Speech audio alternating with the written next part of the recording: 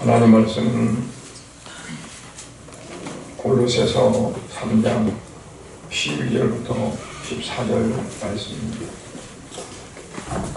골로새서 3장 12절부터 14절까지 말씀 같이 공독합니다.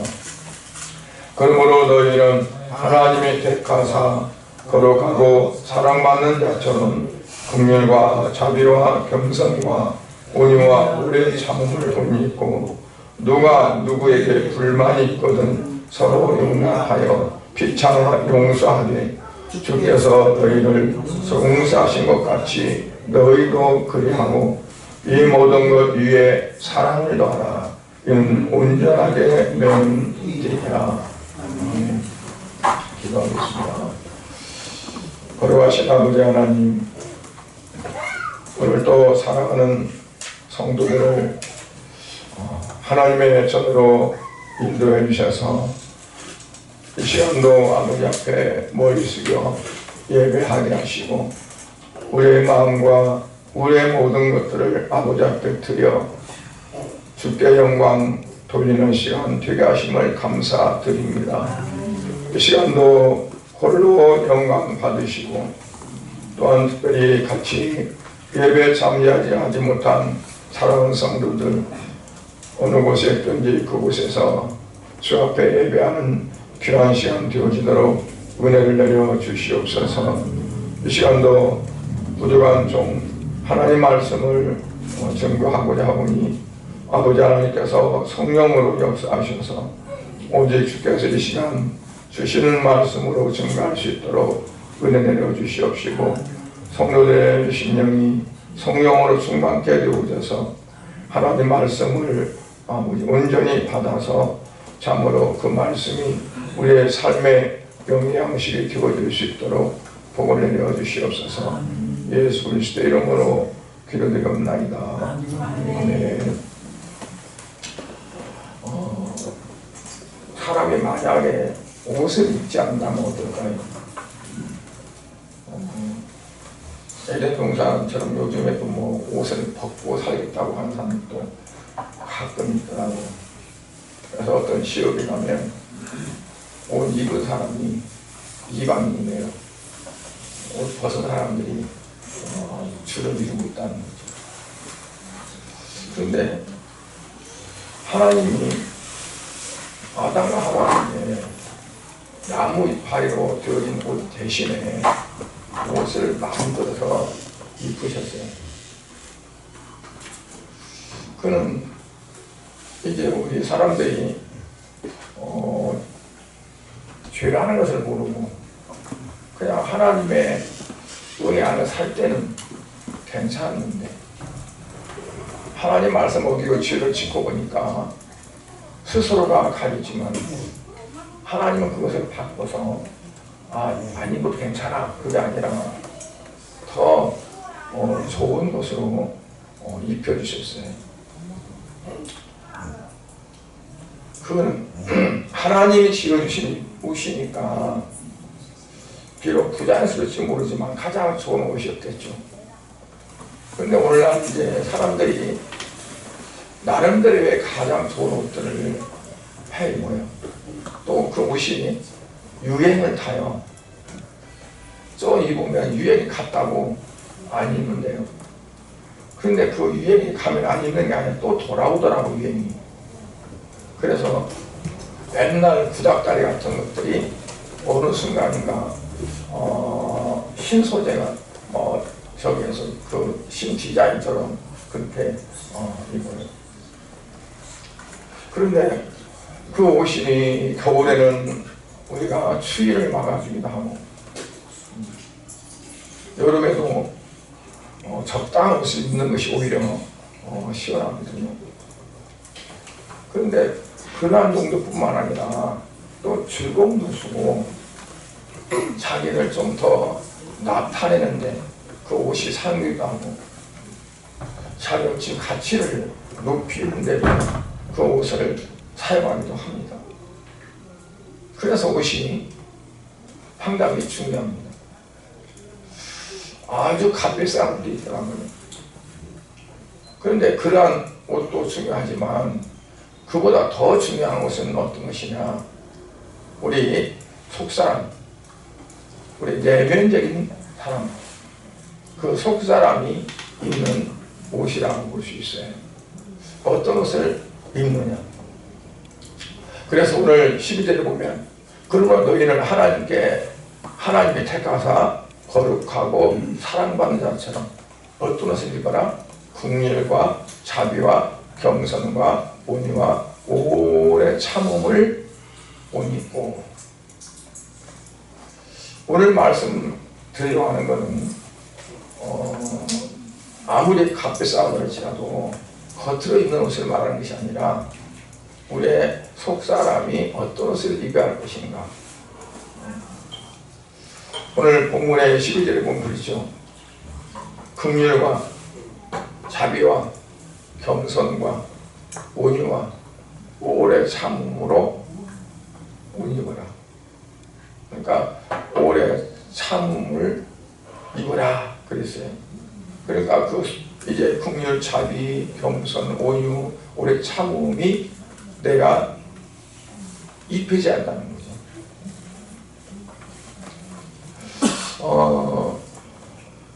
그 옷들은 뭐냐면, 다시 말하면 옛사람의 옷이 아니라 새사람의 옷입니다.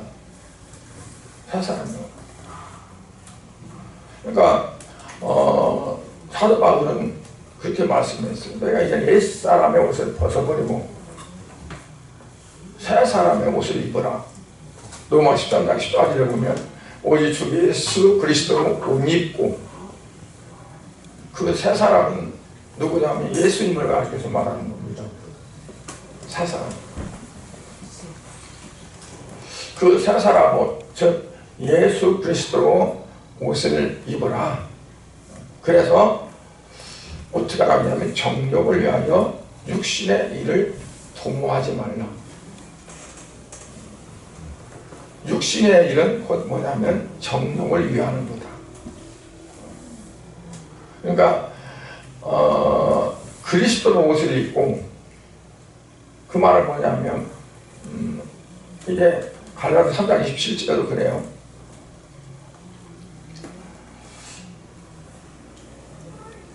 이게 그리스도로 새 옷을 입었다 그래요. 그러니까 우리가 그리스도로 옷 입으면 어떠냐면, 나타내는 게 이제 내가 나타나는 것이 아니라 그리스도가 나타내는 거죠. 그래서 사도 바울은 고린도 교회를 향해서 너희는 그리스도의 향기라.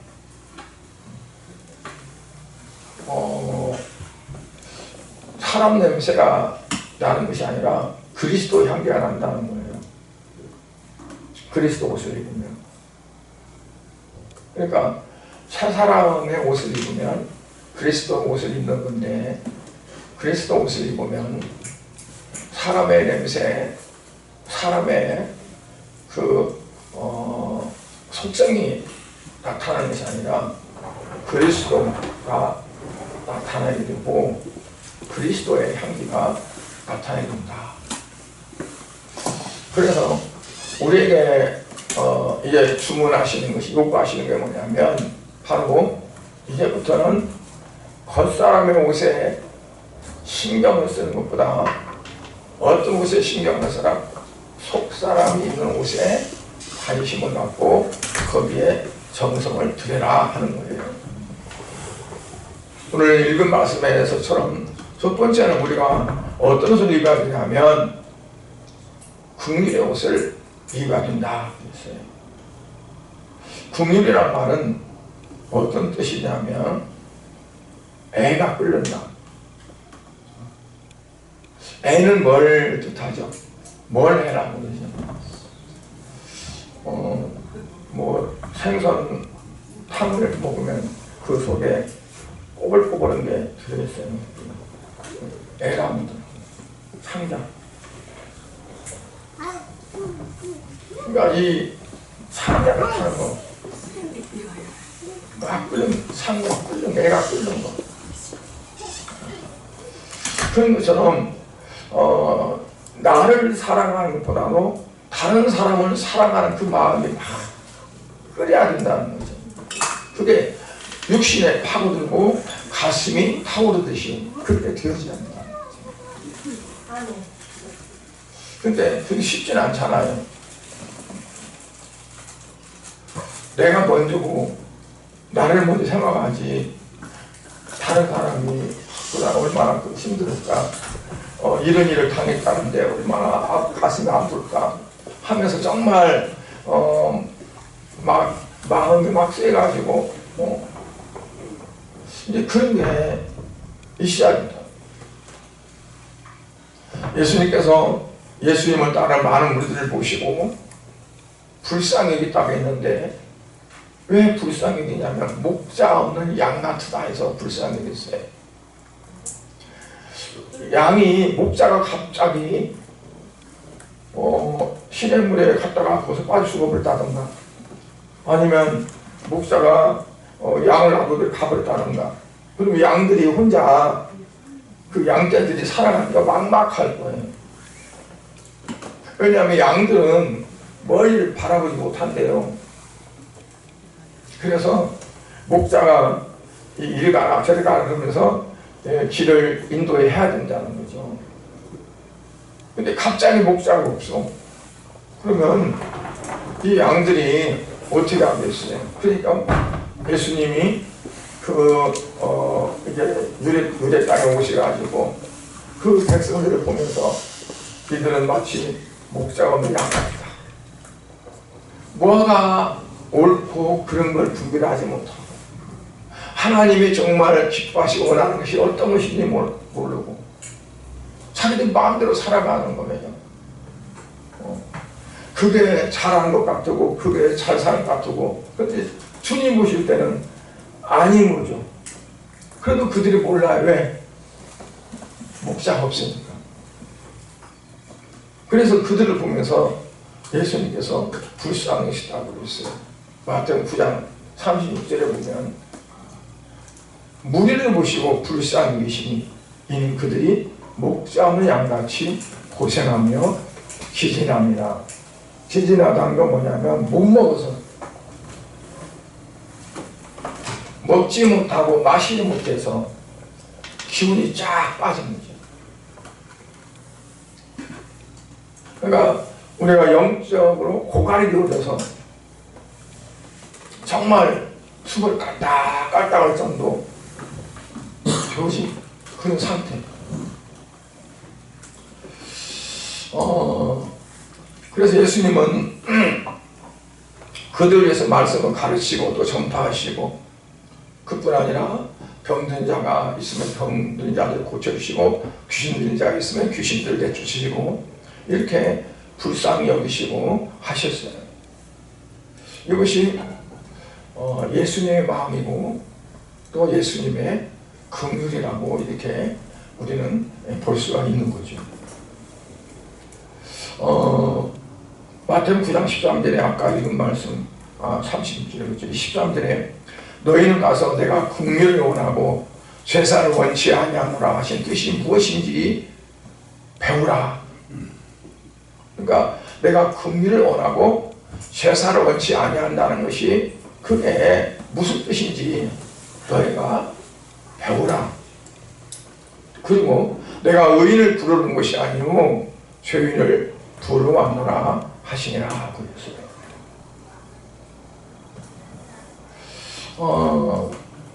제사와 긍휼. 제사는 하나님 앞에 드리는 거잖아요. 그런데 긍휼은 다른 사람들 향한 나의 마음이요, 내가 가는 어떠한 그런 것들이에요.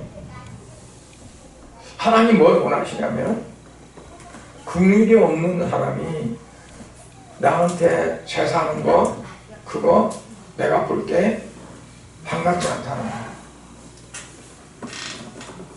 그러니까 왜냐하면 하나님의 긍휼이 하나님이기 때문에 그래요. 하나님이 긍휼이 많으신 분이기 때문에 그 긍휼 때문에 우리를 구원했으니까. 그 궁일하심 때문에 자기 아들을 이 세상에 그냥 보내서 십자가에 가도록 했으니까 우리도 그 긍휼을 가지고 나 아닌 다른 사람들을 바라볼 수 있고 나를 위해서 살아가는 것이 아니라 그 많은 사람들을 위해서 나를 내놓을 수 있는 그게 이제 되어져야 됩니다. 그래서 그러한 긍휼이 없으면 하나님 앞에 드린 제사가 온전한 제사가 아니라는 거예요. 하나님 받을 만한 제사가 아니라는 거죠. 우리가 하나님 앞에 예배하는 것도 마찬가지다. 하나님 앞에 예배하는 거가 여기서 말씀하는 제사와 같은 거라고 할 때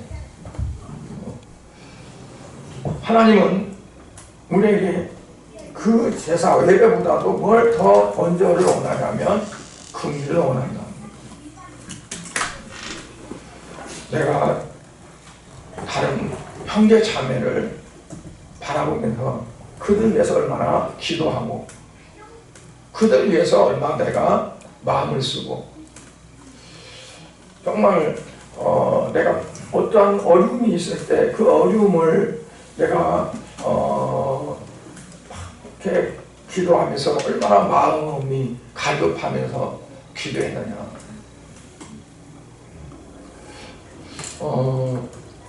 우리가 예배할 때도 그래서 긍휼한 마음으로 예배할 때 그 예배를 하나님이 받으신다는 그런 말씀입니다. 야고보 사도가 야고보 10장 13절에서 말합니다. 긍휼을 행하지 아니하는 자에게는 긍휼 없는 심판이 있으리라. 긍휼은 심판을 이기고 자랑하느니라. 긍휼이 없는 자에게는 하나님이 심판하실 때 긍휼이 없는 심판하신다는 거예요. 그건 무슨 뜻일까요? 이스라엘 백성들을 하나님이 그들을 심판하시는 자리에 내놓아요. 이방 민족들을 쳐들어 가지고 그들을 막 다 뺏어가고 죽이고 불태우고 하는 그 고통을 주어요.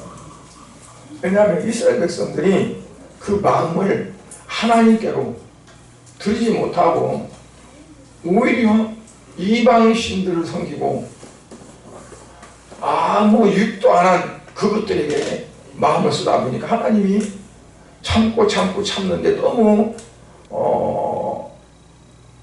이 백성을 깨닫지 못하는 거예요. 깨닫게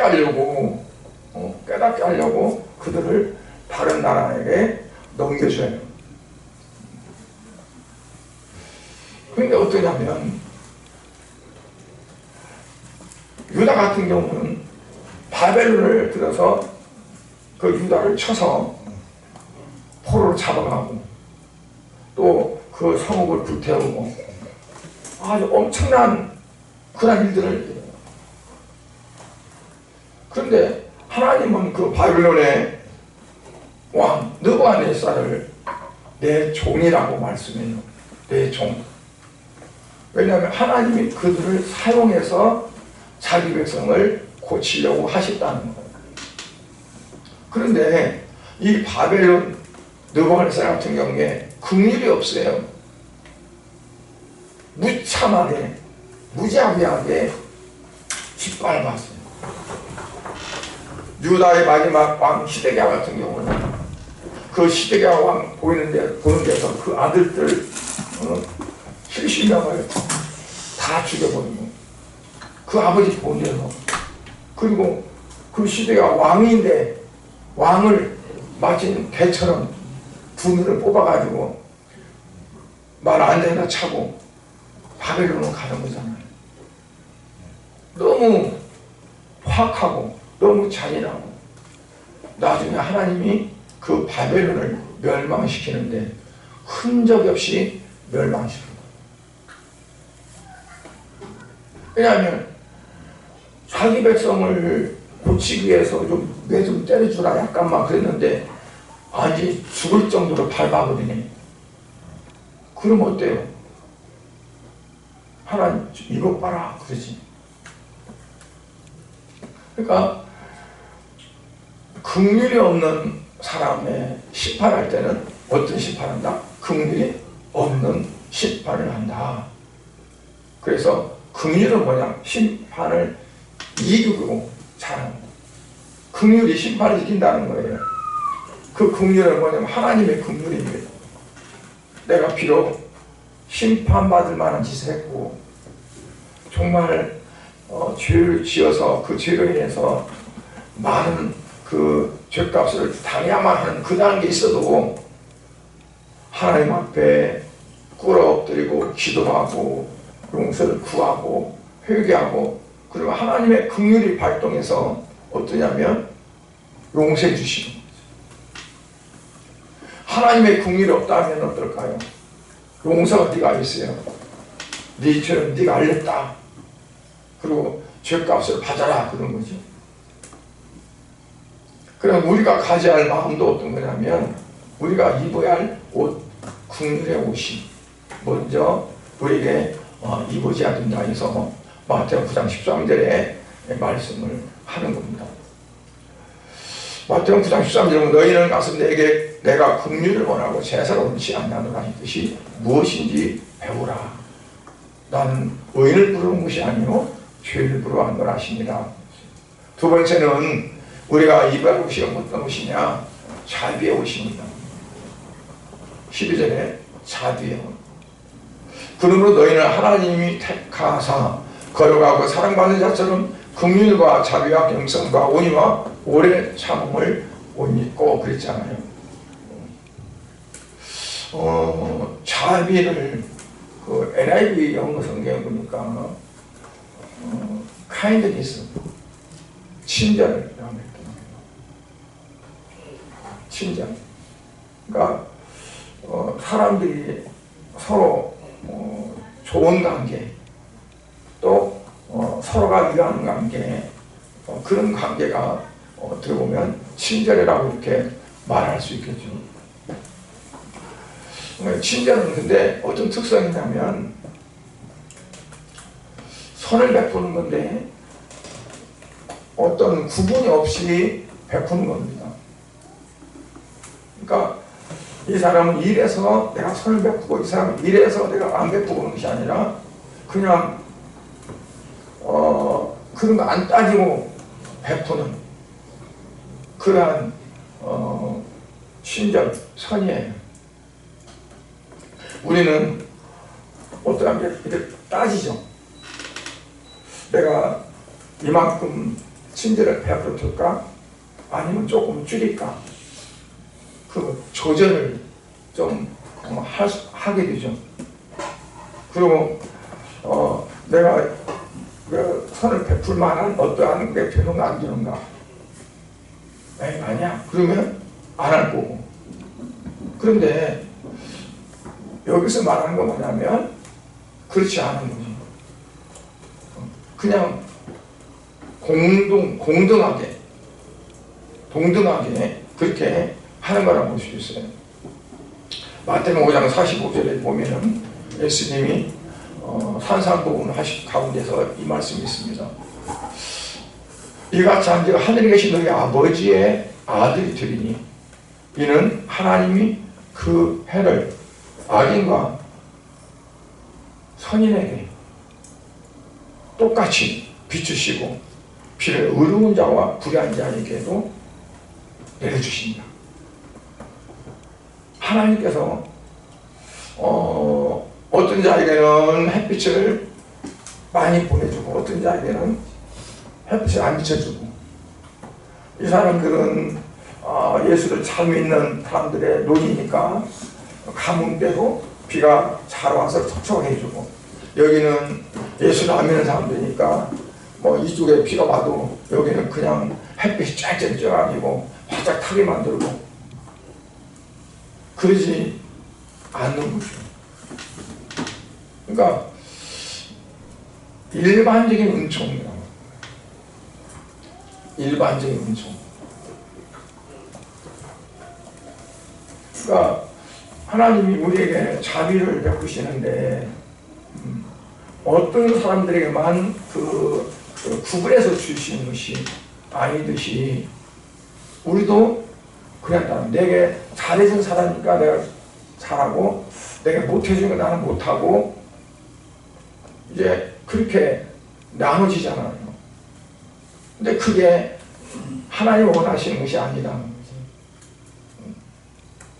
소야 목사님 같은 분은 자기 아들 죽인 원수를 용서해 주는 것은 그만두고 그를 자기 아들로 양자로 입양해가지고 그를 키우고 그 아들이 나중에 그래서 그 사랑을 받고 신학교에 와서 또 목사하고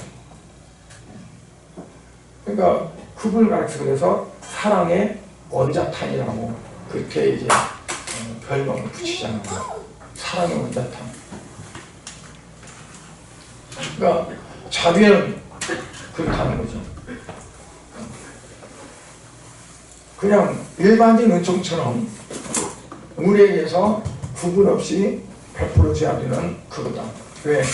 예수님이 나 같은 것도 사랑해서 내게 은혜를 주셨고 내게 긍휼을 주셨고 내 자비를 주셨는데 그러니까 우리도 그러한 것들이 구분되지 않고 주저야 된다. 그 옷을 입어야 된다 하는 겁니다.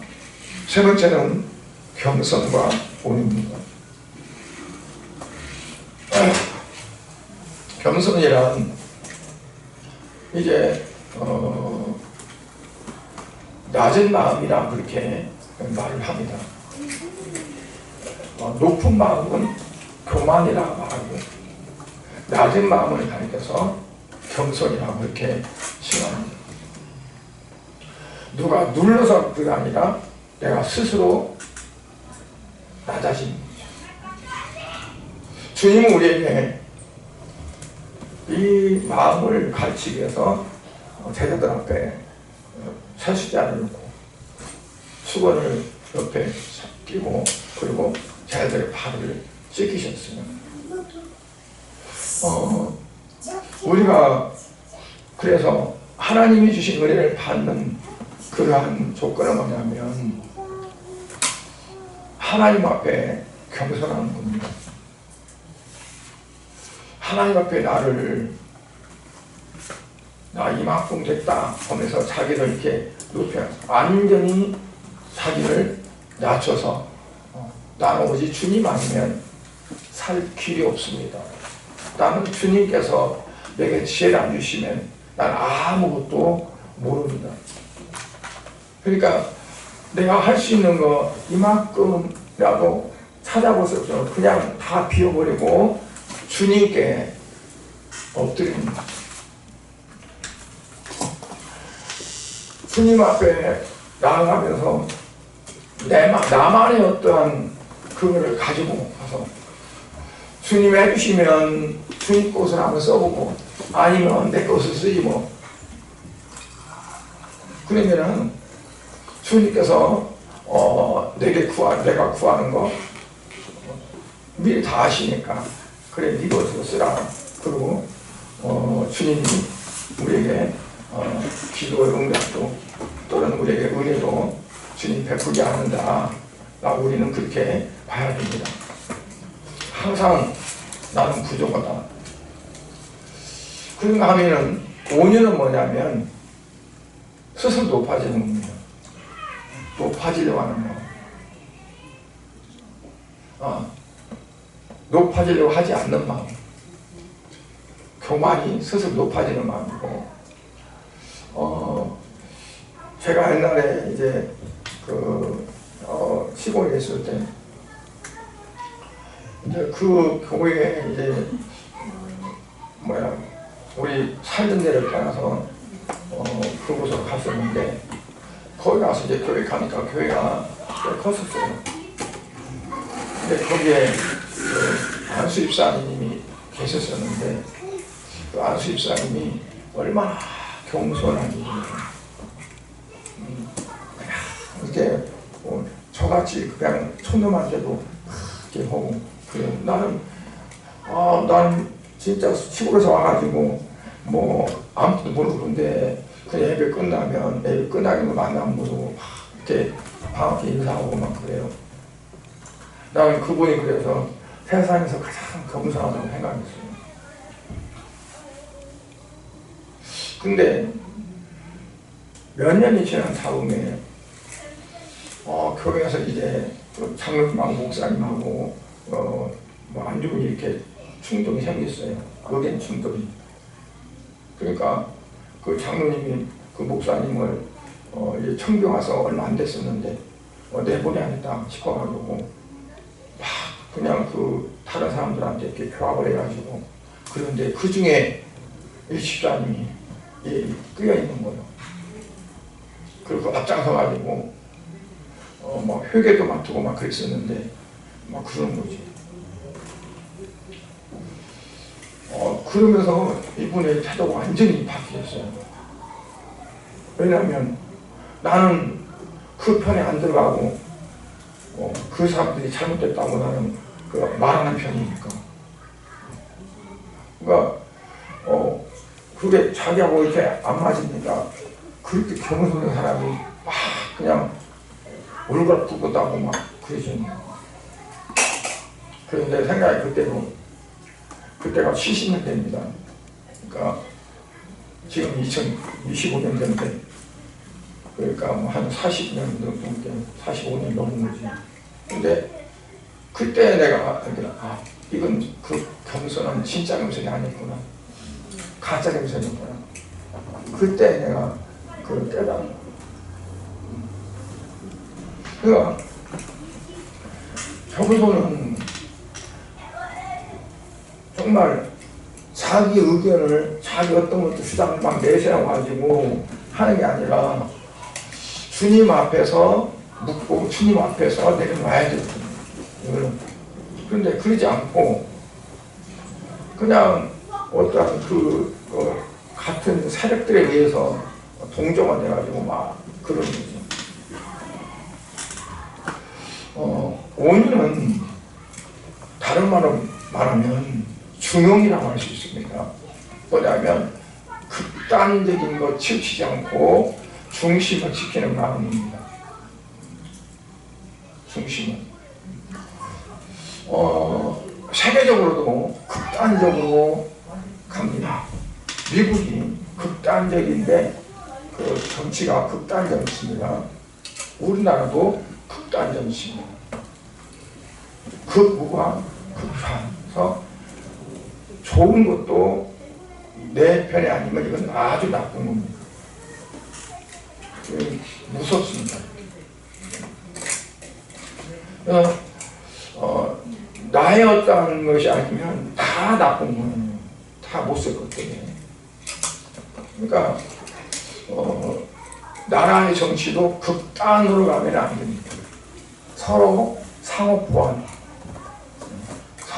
보완되어서 서로 돕는 부분이 돼야 되는데 서로 내리치고 깔고 하면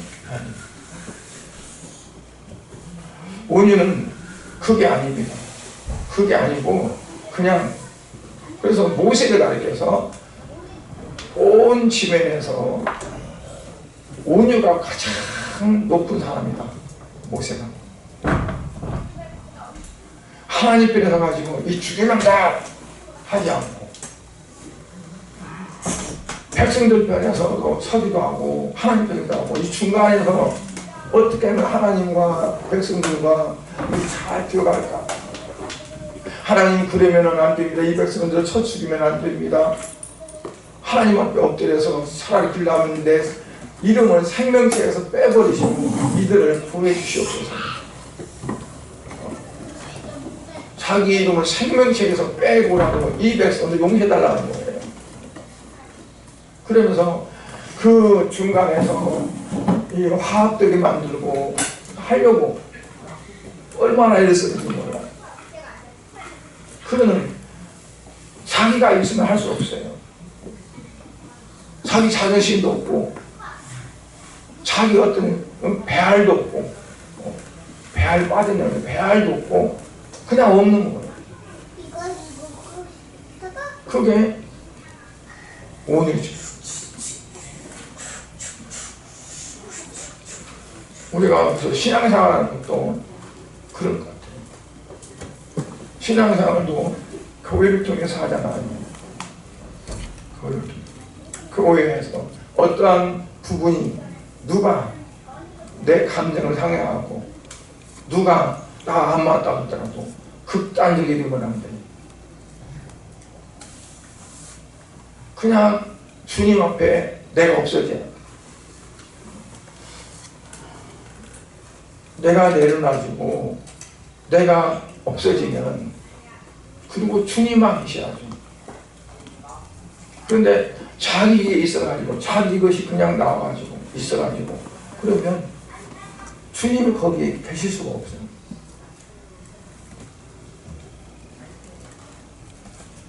사람이 억울한 일을 당하거나 욕을 먹게 되면 뭐 사람에 따라서 반응이 다를 수 있죠. 대부분 분노하기도 하고 어떤 사람들은 복수심을 갖고 내가 어떻게 이거 해야 할까 하기도 하죠. 그러나 경상한 사람은 그냥 그걸 대항하지 않고 참고 견디고, 온유한 사람은 그게 다 그런 거지 뭐. 나도 그러는데 뭐 누구나 다 그럴 수 있는 거지. 이제 그렇게 되는 거예요.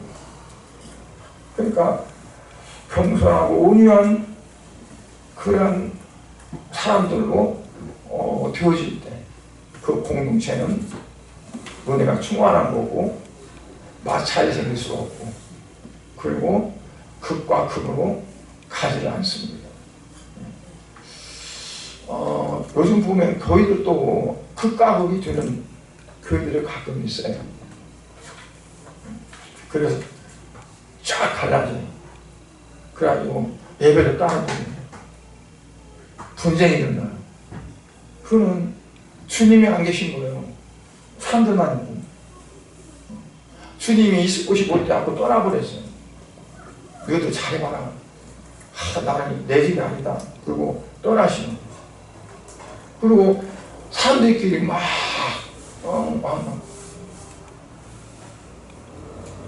오늘 이 시대는요, 그래서 온유가 부족한 시대다. 네 번째는 오래 참음의 옷을 입어야 됩니다. 참고 기다릴 줄 아는 마음, 오래 참는 것. 그래서 성령의 9가지 열매 중에서도 오래 참음이 있어요. 가운데 오래 참음. 믿음이 어느 때 그 믿음이 빛나게 보이냐면 오래 참을 때 그렇습니다. 아무리 믿음이 좋다고 했어도 오래 참지 못하면 그 믿음이 건실하지 못해요. 참아 그러다가 폭발, 그래도 끝나는 거예요. 끝까지. 그러니까 참는 거는 어디에 의미가 있냐면 끝까지가 있어요. 끝까지. 내가 이제 더 이상 못 참아. 왁 해버리면 다 쏟아부어요. 그럼에도 불구하고 또 그게 참아요. 예수님께서 시몬에게 그러셨어요. 너는 반석이라. 너는 베드로라. 그 말은 반석이라 그 말이거든요. 내가 반석 위에 내 교회를 세우리라 그랬어요. 근데 이 반석이 깨트려져 버렸네. 실컷 반석이라고 했는데 예수님 모른다고 3번이나 부인해 버렸어요. 그리고 예수님 부활하신 다음에도 이 베드로는 모른다. 나는 고기나 잡고 갈란다. 그리고 어구를 챙겨갖고 가네. 그러니까 제자들도 나도 갈래. 그러고 제자들 같이 따라갔어요. 베드로가 가니까 다른 사람들도 그냥 따라가는 거예요. 예수님이 지금 십자가에서 죽으시고 무덤에 장사됐으면 이들이 어떻게 할까요? 기도해야 되지 않겠어요? 그런데 몰라. 예수님은 지못했는지 암담해. 나 그냥 내가 고기 잡던 거 고기 잡으러 갈래? 하니까 그 다른 제자들도 나도 가 하고 간 거잖아요. 그런데 예수님은 그들이 밤새껏 고기 잡는데 한 마도 못 잡으면서 끙끙대고 있는데 새벽에 배고프다고 그들이 와서 먹을 것들을 준비하고 계십니다. 그리고 그들 와서 먹게끔 하고 베드로에게 묻는 거죠. 요한을 시몬아, 이 사람들과 네가 나를 더 사랑하느냐? 그러면서 그에서부터 고백을 받아내고 그리고 그에게 사명을 주고 그를 반성으로 다시 세워가요. 그래서 그가 나중에 이제 주님을 위해서 십자가에 순교할 것을 말씀해 주십니다. 그처럼 그냥 그 겟세마네 동산에서 기도할 때도 그랬잖아요. 너 잠자지 말고 깨어 있어라. 사탄이 너를 너무 까부른다. 그러니까 넘어가지 않게 힘들지 않게 기도하라고 기도하지 않고 차만 쿡쿡 자고 그러다가 결국은 예수님 모른다고 배반하고 그랬던 그 베드로인데 예수님은 그를 다시 찾아서 그를 다시 세우시고 그러니까 내가 생각할 때 아닌데가 아니라 기다려주고 또 기다려주고 그렇게 세워지기를 봐야 되겠죠.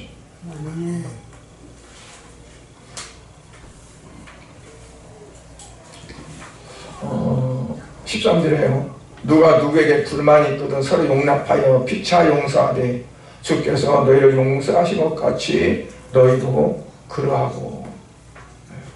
서로 용납하라. 용서하라. 용서한다는 것은 용납한다. 용납한다는 건 받아들인다는 거잖아요. 받아들인다. 그러니까 용서하고 품에 받아들이는 거. 용서하고 끝나는 게 아니라 알았어. 네 맘 다 아니까 괜찮아. 그리고 이제 가. 그게 아니라 내 마음을 열고 다시 받아들이는 품에. 예수님이 베드로를 그렇게 했어요. 찾아가셔서 기다렸다가 오게 하고 먹여주고 그리고 물으시고 그리고 그를 하나님 내 양을 먹이라 내 양을 치라 내 양을 먹이라 그에게 사명을 주고 다시 용납을 하는 거예요. 그래서 용서는 용납이 안 되면 진짜 용서가 아닙니다. 내 가슴을 열고 이 가슴을 열고 받아들여야 합니다. 근데 어떤 사람들은 용서는 했는데 그건 안 돼. 나는 그까지는 못 해. 용서를 해. 나는 더 이상 강조하지 마. 난 아니니까. 그건 용서가 아닙니다. 어떻게 보면 마음이 그래도 주님이 그랬으니까. 그리고 그걸 열고 용납하는 것. 하나님의 모든 성품 안에 바로 이 사랑이 담겨져 있습니다. 그래서 이 모든 것을 뭘로 묻게 한다? 사랑으로 묻게 한다. 사랑으로 띠로 묻게 한다. 긍휼과 자비와 겸손과 오늘과 오래 참음 이 모든 것들을 사랑의 띠로 묶어서 그 내가 가지고 있고 내 안에 품고 있고 그래서 어떤 때마다 그거를 사용해서 주님이 나타나게 하시는 다음 주일 오후에는 좀 누가 간증을 좀 했으면 좋겠습니다. 주님이 이렇게 하셨다. 주님이 이렇게 합니다.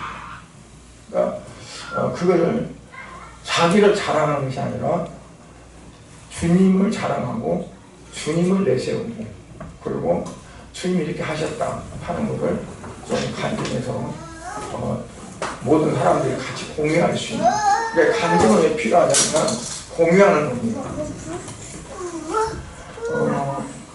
이제 그 하나님의 은혜와 사랑을 나만 가지고 있는 것이 아니라 그걸 같이 공유하면서 가질 수 있는, 그게 필요합니다. 우리가 이 시대는 정말 어려운 시대잖아요. 힘들잖아요. 그때일수록 우리가 오늘 이 말씀을 가지고 우리 마음에 옷을 입고 그렇게 살아갈 때 정말 나는 안 나타날지라도 주님이 나타나서 내가 거하는 공동체, 내가 함께하는 모든 것들, 그런 것들이 하나님의 은혜 가운데 충만해지는 그런 삶이 되어지라고 저는 믿습니다. 아멘. 믿습니다. 하나님 아버지 은혜와 사랑을 감사를 드립니다. 오늘 이제 주의 말씀을 가지고 말씀을 나눴습니다. 우리가 겉사람의 옷도 필요하지만 더 중요한 것은 우리 속사람을 위한 옷인 줄 믿습니다. 오늘 말씀을 속에서 공의와 자비와 겸손과 온유와 오래 참음의 옷을 입어나게 싸우니 아버지여 이와 같은 옷을 입고 우리 성도 이제는 정말 오직 주께서 귀하게 아름답게 나타나며 주의 영광이 돌려지는 그런 삶이 되어질 수 있도록 축복하여 주시옵소서. 예수 그리스도의 이름으로 기도드리옵나이다. 아멘.